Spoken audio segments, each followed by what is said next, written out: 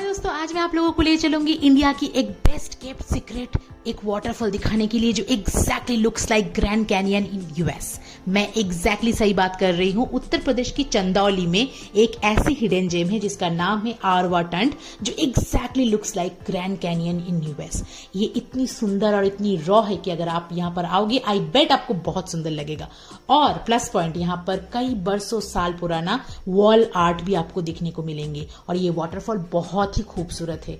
तो अगर ये वीडियो आपको अच्छा लगे तो शेयर एंड सब्सक्राइब करना मत भूलना। और अगर आपको डिटेल में जानकारी चाहिए ना, तो मैंने उत्तर प्रदेश का डिटेल वीडियो बनाई हूँ चंदौली डिस्ट्रिक्ट के अंदर में, वो जरूर चेक